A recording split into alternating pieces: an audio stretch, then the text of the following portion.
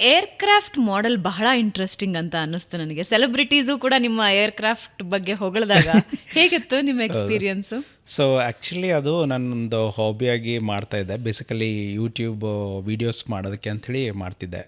So ನಿಮ್ಮ ಮನೆಗೆ ಇವಾಗ ಹೋದ್ರೂ ಫುಲ್ಲು ಅದರ ಮಾಡೆಲ್ಸ್ ನೋಡ್ಬೋದು. ಹೌದೌದೌದು. ಸೊ ನಾನು ಉಪ್ಪಿ ಸರ್ಗೆ ಒಂದು ಕೊಡೋಕ್ಕೆ ಅಂತ ಹೋಗಿದ್ದೆ ನಾನು. ಅದು ಅವ್ರು ಹೋದಾಗ ಇದನ್ನು ಹೆಂಗೆ ಮಾಡಿದ್ದೀರಾ ಅದು ಇದು ಅಂತೆಲ್ಲ ಕೇಳೋಕ್ಕೆ ಶುರು ಮಾಡಿದ್ರು. ಬಟ್ ಲಾಸ್ಟಿಗೆ ಅವರು ನಾನು ಯೂಟ್ಯೂಬರು ಅಂತ ಅಂದಾಗ ಅವರಿಗೆ ಒಂಥರ ಯೂಟ್ಯೂಬಲ್ಲಿ ಈ ಥರ ದುಡ್ಡು ಅರ್ನ್ ಮಾಡ್ಬೋದಾ ಅಂತ ಅವರಿಗೆ ಕ್ವಶನು. ಸೊ ಹಾಗಾಗಿ ಇದು ಏನಾಗುತ್ತೆ ಅಂದರೆ ನೋಡಿ, ಮುಂಚೆ ಯಾರಿಗೆ ಯೂಟ್ಯೂಬಿಂದ ಅರ್ನ್ ಮಾಡ್ಬೋದು ಅಂತ ಗೊತ್ತಿದ್ರು ಯಾರೂ ಹೇಳ್ತಿರ್ಲಿಲ್ಲ. ನಾವೂ ಅಷ್ಟೇ, ನಾವು ಮಾಡಿ ಆದ ತಕ್ಷಣ ಹಿಂಗೆ ಮಾಡ್ಬೋದು ಅಂತ ಹೇಳ್ತಿದ್ದೆವು.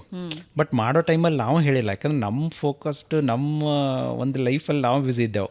ಬಟ್ ರೀಸೆಂಟಾಗಿ ಏನಾಗ್ತಿದೆ ಅಂದರೆ 21ಇಂದ ಟ್ರೈನಿಂಗ್ ಕೊಡೋರು, ಸೊ ಹೇಳ್ಕೊಡೋರು ಅಂದರೆ ಈ ಥರ ಅರ್ನ್ ಮಾಡ್ಬೋದು ಅಂತ ಗೊತ್ತಾಗ್ತಿದೆ. ಬಟ್ 99% ಮತ್ತೆ ಫೇಲ್ಯೂರ್ ಆಗ್ತಿರೋದು ಅದೇ ರೀಸನಿಂದನೇ. ಏನೋ ಸುಮ್ಮನೆ ಅರ್ಧಂಬರ್ಧ ತಿಳ್ಕೊಂಡ್ರೆ ಯೂಟ್ಯೂಬ್ ಮತ್ತೆ ವರ್ಕ್ ಆಗಲ್ಲ ಅದು.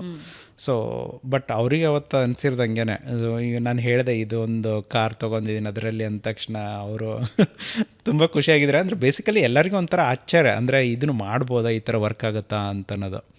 ಸೊ ಆ ಥರ ಲವ್ಲಿ. ದತ್ತವ್ರೆ, ಈ ಮಾಡೆಲ್ಸ್ನ ಮಾಡೋದನ್ನ ನೀವು ನಿಲ್ಸಿದ್ರಿ, ಯಾಕೆ ಜನ ಇಟ್ಟು ಮಾಡ್ಬೋದಿತ್ತಲ್ಲ? ಎಲ್ರಿಗೂ ಆ ಪ್ರಶ್ನೆ ಬರುತ್ತೆ. ಒಂದು 4 ಜನ ಕೆಲಸಕ್ಕೆ ಇಟ್ಕೊಂಡು ನಿಮ್ಮ ಐಡಿಯಾಸ್ ಏನಿದೆ you can just do it. Correct. So ಇವಾಗ ನೋಡಿ, ಈಗ ನಂದು ಒಂದು ಮೈಂಡಲ್ಲಿ ಒಂದು ಕಾನ್ಸೆಪ್ಟ್ ಬರಬೇಕು ಅಂತಂದರೆ ಅದು ಸುಮ್ಮನೆ ಬಂದಿದ್ದಲ್ಲ. ಯಾಕಂದ್ರೆ ನಾನು ಎಷ್ಟೊಂದು ಯೋಚನೆ ಮಾಡಿ, ರಿಸರ್ಚ್ ಮಾಡಿ, ಫಿಲ್ಟರ್ ಮಾಡಿ, ಈ ಥರದ್ದು ಯಾರೂ ಮಾಡಿಲ್ಲ ಅಂತ ತೆಗಿಯೋದು ನಿಮ್ಮ ಕೈಲಿ, ಒಬ್ಬರ ಕೈಲೇ ಆಗೋದದು. ಕೆಲಸದವರು ಬರ್ತಾರೆ, ಓಕೆ ಇವಾಗ ನೀವು ಇದನ್ನು ಮಾಡಿ ಅಂಥೇಳಿ ಮಾಡ್ತಾರೆ. ದಿನಾಲೂ ಹೇಳಿ ಕೆಲಸ ಅದು ಮಾಡ್ತಾರೆ. ಬಟ್ ಯೂನಿಕ್ಕಾಗಿ ದಿನಾಲೂ ಬೇರೆದು ಮಾಡೋದಿದೆಯಲ್ಲ, ಅದು ಅಷ್ಟು ಈಸಿಯಾಗಿಲ್ಲ. ಸೊ ನಾನು ಕೂಡ ಒಂದು 12 to 15 ಜನಕ್ಕೆ ಇಟ್ಕೊಂಡಿದ್ದೆ. ಅಂದರೆ ಒಂದೇ ಟೈಮ್ಗಲ್ಲ, ಒಬ್ಬೊಬ್ರು ಬರೋರು, ನಾನು ಈ ಥರ ಮಾಡ್ತೀನಿ ಅನ್ನೋರು.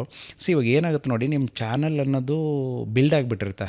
ಈಗ ಯಾರೋ ಬಂದರೂ ನಾನು ಇವತ್ತು ಫಸ್ಟ್ ಟೈಮ್ ಸುಮ್ಮನೆ ಹೆಂಗೋ ಮಾಡ್ತೀನಿ ಅಂದರೆ ವರ್ಕೌಟ್ ಆಗೋಲ್ಲ, ಅದು ಟೈಮ್ ವೇಸ್ಟು. ಅದನ್ನೂ ಮಾಡಿದ್ದೀನಿ ನಾನು. ಮಲ್ಟಿಪಲ್ ಚಾನಲ್ಸು ಕೂಡ ಬೇರೆದ್ರಲ್ಲಿನೂ ಕೂಡ ಮಾಡಿದೆ, ಬೇರೆಯವ್ರ ಮೇಲೆ ಡಿಪೆಂಡೆಂಟ್ ಆಗಿ ಮಾಡಿದ್ದು.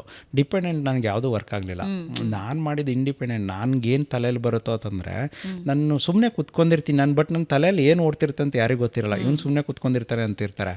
ಬಟ್ ನಮ್ಮ ಮನೇಲಿ ಹೆಂಗತ್ತಂದರೆ, ನಮ್ಮಲ್ಲಿ ಒಂದು ಸ್ವಲ್ಪ ಸೈಲೆಂಟ್, ನಾನು ಸೈಲೆಂಟು, ನಮ್ಮ ವೈಫ್ ಸೈಲೆಂಟು, ಅವರು ಓಕೆ ಏನೋ ಮಾಡ್ತಿರ್ತಾರೆ ಅಂತ ಅವರು ತಲೆ ಕೆಡ್ಸ್ಕೊಳ್ತಿದ್ದಿಲ್ಲ. ಬಟ್ ನಾವು ಎಷ್ಟು ಕೂತ್ಕೊಂಡು ಸೈಲೆಂಟಾಗಿ ಯೋಚನೆ ಮಾಡಿದ್ದಕ್ಕೆ ಮಾತ್ರ ಫೈನಲಾಗಿ ಆ ಥರ ಕಂಟೆಂಟ್ ಕ್ರಿಯೇಟ್ ಮಾಡೋಕ್ಕಾಗೋದು. ಬಟ್ ಅರ್ಜೆಂಟಿಗೆ ಮಾಡ್ತೀನಿ ಅಂತಂದರೆ ಯಾರ್ದೋ ನೋಡಿ ಮಾಡೋರು ಎಷ್ಟೋ ಜನ ಇರ್ತಾರೆ. ಯೂಟ್ಯೂಬ್ ಅದು ವರ್ಕ್ ಆಗಲ್ಲ, ಮತ್ತು ಸ್ವಂತ ಕ್ರಿಯೇಷನ್ಗೆ ಮಾತ್ರ ಬೆಲೆ ಇರುತ್ತೆ. ಸೊ ಇವಾಗ ಅವರು ಯಾರೇ ಬಂದರೂ ಕೂಡ ಅವ್ರ ಕೆಪಾಸಿಟಿನೇ ಇಲ್ಲ ಅಂದರೆ ಓನಾಗಿ ಕ್ರಿಯೇಟ್ ಮಾಡೋಂಥದ್ದು. ಇವಾಗ ನಮಗೆ ಒಬ್ಬರು, ನನ್ನ ಪ್ಲೇನ್ ಇದು ಎಕ್ಸಾಂಪಲ್ ಹೇಳಬೇಕಂದ್ರೆ, ನಾನು ಪೇಪರ್ ಪ್ಲೇನಿಂದ ಶುರು ಮಾಡಿದ್ದು ನನ್ನ ಜರ್ನಿ. ಒಬ್ಬರು ಒಂದು ಪ್ಲೇನ್ ಮಾಡಿದ್ದೆವು, ಫ್ಲೈ ಆಗಿರಲಿಲ್ಲ ಅದು. ಒಬ್ಬರು ಕಮೆಂಟ್ ಹಾಕಿದ್ರು, ಗೊತ್ತಾ ನಿಮ್ಗೆ ಇದು ಪ್ಲೇನ್ ಫ್ಲೈ ಆಗುತ್ತೆ ಅಂತಂದ್ಬಿಟ್ಟು. ಇವನು ಯಾರಪ್ಪ ಗುರು ನನಗೆ ಗೊತ್ತಿರಲಿಲ್ಲ, RC ಪ್ಲೇನ್ ಫ್ಲೈ ಆಗೋದೇ ಗೊತ್ತಿರಲಿಲ್ಲ ನನಗೆ. ಸೊ ಆ ಕಮೆಂಟ್ ರಿಪ್ಲೈ ಮಾಡಿದೆ ನಾನು, ಎಲ್ಲಿರೋದು, ಜಯನಗರ ತಂದ. ಜಯನಗರ, ನಿನ್ನ ಇಮೇಲ್ ID ಕೊಡ್ತೀನಿ, ಕಾಂಟ್ಯಾಕ್ಟ್ ನಂಬರ್ ಕೊಡತ್ತ. ಅವ್ನು ನಂಬರ್ ಫೋನ್ ಮಾಡ್ದಾಗ ಬರೀ ಹಲ್ಕಿಸಿಯವನವನು.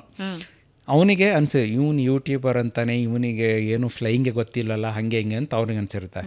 ಸೊ ಹಾಗಾಗಿ ನಾನು ನಾಳೆ ಬರ್ತೀರಾ ಅಂತ ತಂದೆ. ಸೊ ಅವ್ರು ಬಂದುಬಿಟ್ಟು ಮತ್ತೆ ನಕ್ಕೊಂದು ಹಂಗೇನೆ. ಆಮೇಲೆ ನೋಡೋಣ ಇವ್ರು ಏನು ಹೇಳ್ತಿರೋದು, ಅವ್ರು ವೀಡಿಯೋ ತೋರಿಸಿದ್ರು, ಅವ್ರು ಫ್ಲೈ ಮಾಡಿದರು, ಒಳ್ಳೊಳ್ಳೆ ಏರ್ಕ್ರಾಫ್ಟ್ಗಳು ಬಿಲ್ಡ್ ಮಾಡಿದ್ರು ಅವರು. ಸೊ ಆಯಿತು ಸರಿ ಅಂತೇಳಿ ನಮ್ಮದ್ರಲ್ಲಿ ವರ್ಕ್ ಮಾಡಿ ಅಂತ ಹೇಳಿದೆ. ಸೊ ಅವ್ರದ್ದು ಏನಂತಂದರೆ ಪ್ರಾಬ್ಲಮ್ಮು, ಒಬ್ಬೊಬ್ರಿಗೆ ಹೆಂಗಂತಂದರೆ ಒಂಚೂರು ದುಡ್ಡು ಬಂತಂದರೆ ಹಿಡಿಯೋಕ್ಕಾಗಲ್ಲ ಕೈಯಲ್ಲಿ. ಸೊ ಆ ಥರ ಮೈಂಡ್ ಸೆಟ್ಟು. ಇನ್ನೊಂದು ಏನಂದರೆ ಅವ್ರು ಬರೋದೇ ಲೇಟು. ನಂದು ಏನಿದ್ರು ಸೂರ್ಯ ಎದ್ದೇಳಕ್ಕಿಂತ ಮುಂಚೆ ವರ್ಕ್ ಶುರು ಆಗ್ಬೇಕು ನಂದು, ಅದು ನನ್ನ ಕಾನ್ಸೆಪ್ಟ್ ಅದು. ಸೊ ನನಗೂ ಅವ್ರಿಗೆ ಸುಮಾರು ಮ್ಯಾಚಿಂಗ್ ಆಗ್ತಾ ಇರಲಿಲ್ಲ. ಸೊ ಒಂದಿಷ್ಟು ಪ್ರಾಜೆಕ್ಟ್ಗಳು ಮಾಡಿದ್ರು, ಒಂದು ಪಾರ್ಟ್ನರ್ಶಿಪ್ಪಲ್ಲಿ ಕೂಡ ತೊಗೊಂಡೆ, ಅದನ್ನು ವರ್ಕೌಟ್ ಆಗಲಿಲ್ಲ. ಬಟ್ ನನಗೆ ಅವತ್ತು ಗೊತ್ತಾಗಿದ್ದು, ಅವ್ರು ಮಾಡಿರೋ ಏರ್ಕ್ರಾಫ್ಟ್ಗಳಿಂದ ನಾನು ಸುಮಾರು ಮಾಡಿ ಫೈನಲ್ಲಾಗಿ ದೊಡ್ಡ ಏರ್ಕ್ರಾಫ್ಟ್ಗಳು ಮಾಡಿದ್ದು. ಬಟ್ ಅವ್ರು ಅದು ಮಾಡೇ ಇಲ್ಲ.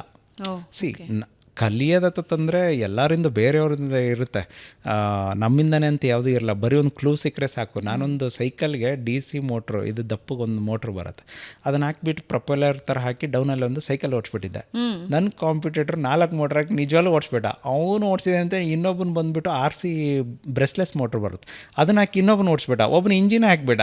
ಸೊ ಹಿಂಗೆ ಒಬ್ಬನ ಕ್ಲೂ ಕೊಟ್ಬಿಟ್ರೆ ಯೂಟ್ಯೂಬಲ್ಲಿ ಒಂದು ಕಂಟೆಂಟ್ ಅನ್ನೋದು ಎಷ್ಟು ಇಂಪಾರ್ಟೆಂಟ್, ಮಿಲಿಯನ್ ಗಟ್ಟಲೆ ವ್ಯೂಸ್ ಬರುತ್ತೆ, ಲ್ಯಾಕ್ಸ್ ಟುಗೆದರ್ ಅರ್ನ್ ಮಾಡುತ್ತೆ ಅಂತ ಅನ್ನೋದು ಅವಾಗ ಗೊತ್ತಾಗಿರುತ್ತೆ ನಮಗೂ. ಆವಾಗಲೇ ನಾವು ಏನು ಮಾಡ್ತಿದ್ದೇವೆ ಅಂದರೆ ಮುಂಚೆ ಏನೂ ಆಗ್ತಿರಲಿಲ್ಲ, ಅದಕ್ಕೆ ಇನ್ನೊಂದು ಟೈಮ್ ಬೇಕಂದ್ರೆ ಇನ್ನೊಂದು 10 ಟೈಮ್ ಯೋಚನೆ ಮಾಡೋದು. ನಮ್ಮದೇ ಗ್ರೇಟ್ ಇರಬೇಕು, ನಮ್ಮದು ಕಾಪಿ ಹೊಡೆದ್ರೆ ಮತ್ತೆ ಅವ್ನಿಗೆ ಆಗಬಾರ್ದು ಅಂತಂದ್ಬಿಟ್ಟು. ಸೊ ಒಂದೊಂದು ಕಂಟೆಂಟಲ್ಲಿ ನೀವು ಅರ್ಜೆಂಟಿಗೆ ಮಾಡೋದು, ಹಾಫ್ ಆಫ್ ನಾಲೆಡ್ಜ್ ಮಾಡೋದು, ಆ ಥರ ಮಾಡಿದ್ರೆ ಇನ್ನೊಬ್ರಿಗೆ ನಾವು ಕ್ಲೂ ಕೊಟ್ಟಂಗೆ. ಅದು ಕ್ಲೂ ಕೊಡೋದು ತುಂಬ ಈಸಿ ಅದು ಅವ್ರಿಗೆ ಮಾಡೋಕ್ಕೆ. ಅವ್ರಿಗೆ ಅದರಿಂದ ಇನ್ನೇನೋ ಹೊಳೆಯುತ್ತೆ, ಅವ್ರು ಅದನ್ನು ಯೂಸ್ ಮಾಡಿ. ಹೌದೌದು, ಸೇಮ್ ಕಾನ್ಸೆಪ್ಟು. ಫಾರ್ ಎಕ್ಸಾಂಪಲ್ ಇವಾಗ ಫಸ್ಟು ಏರ್ಕ್ರಾಫ್ಟ್ ಕಂಡಿಡಿಯೋರು ಎಷ್ಟೋ ಕಷ್ಟ, ಎಷ್ಟೋ ವರ್ಷ ತಗೊಂಡಿರೋದು. ಈಗ ದೊಡ್ಡದು 800 ಕೆಪಾಸಿಟಿ ಇರೋ ಪ್ಯಾಸೆಂಜರ್ ಏರ್ಕ್ರಾಫ್ಟ್ ಮಾಡೋದು ಈಸಿನೇ, ಅದೇ ಮೆಥಡು.